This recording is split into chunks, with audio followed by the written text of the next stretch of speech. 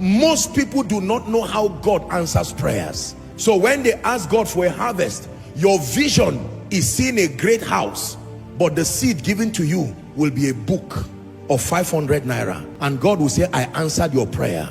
The next time you say, Father, I've been telling you about this 5-bedroom flat, God will say, I gave you since January. And you say, God, but don't lie to me. I thought a destiny helper would just build the house and give me. God will say, that's exactly what I give you. What did you give me? He says, check your table.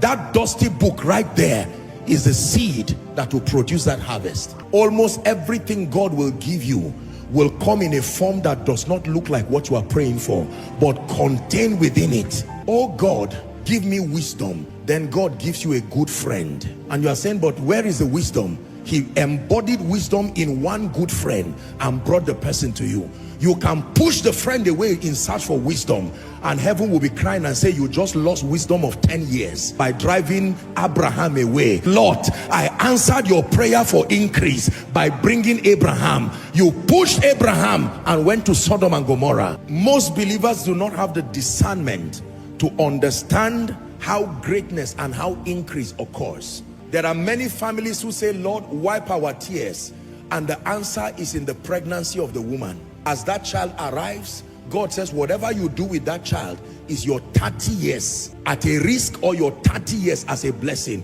And the woman throws away the child, the husband throws away the child. What are they looking for? Money, favor from government, politicians, and they throw the child that was sent as an answer.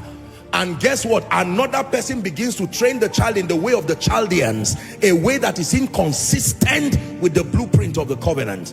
And then that child who is supposed to be a blessing, by age 12 becomes an armed robber. And they go back and say, God, this was not my bargain. He said, well, you wasted your seeds. You asked me for greatness. I answered you in a child. Spiritual things never come in the form that looks like them when they arrive.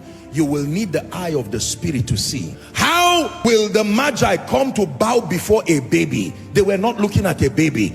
We cried and cried and cried in our sin and ignorance. We could not help ourselves. And God said, you know what? The Messiah is coming. And all the people kept looking at the signs. They were waiting for a mighty man to come, to open the heavens and arrive with chariots. And while they were looking in Bethlehem of Judea, the answer had come in a little child. And while the whole world was hoping for a warrior who will defeat Caesar and Herod, only the Magi saw the star. They said, something has been answered upon the earth. Let's go and find out. Only God knows how the angels rejoice when you were born. Most people do not know how God answers prayers.